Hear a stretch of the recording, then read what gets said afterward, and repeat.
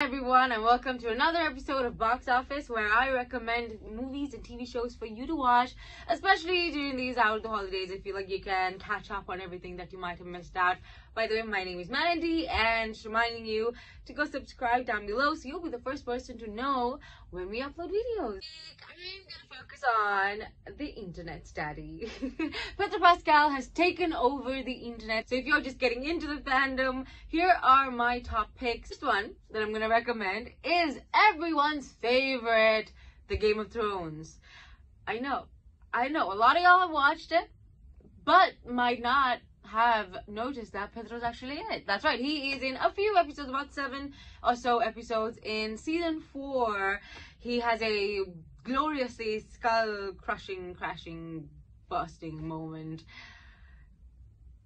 But you know what? Oberyn Martell for the win. We love him. We do. So yeah, The Game of Thrones is The Game of Thrones again. I feel like most people know what it is, but just reminding y'all and letting y'all know that Mr. Pascal has been in it. Next is Narcos! Now listen, before y'all come for me, I'm not a big fan of the kind of violent movies either. I'm not.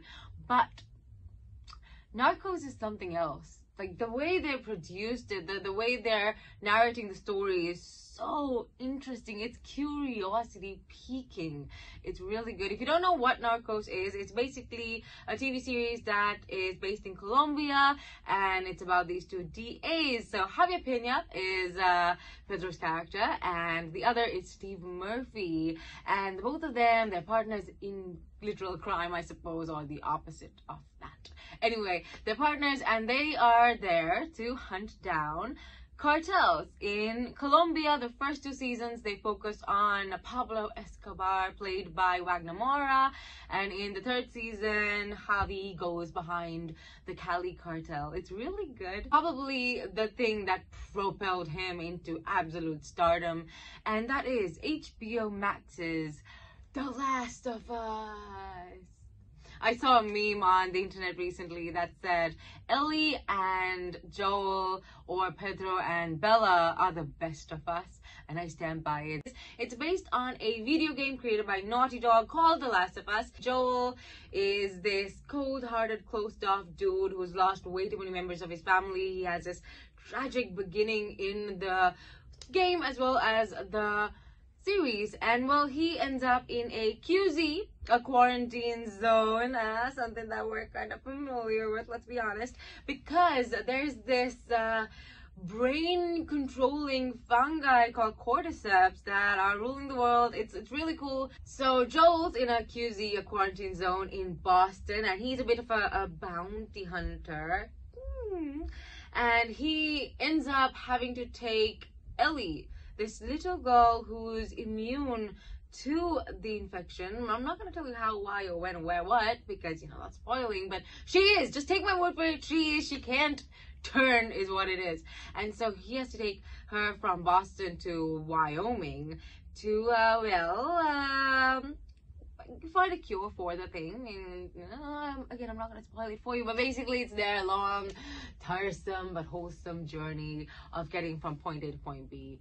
And all the people they meet and all the horrible things they go through. Of course, I can't make a video of Pedro Pascal's greatest work without talking about The Mandalorian.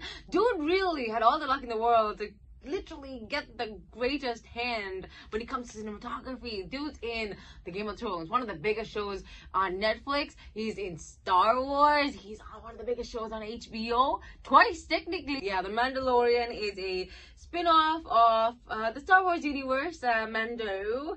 I cannot pronounce his name, so I'm gonna put it up here. Your girl figured it out. It's Din Djarin.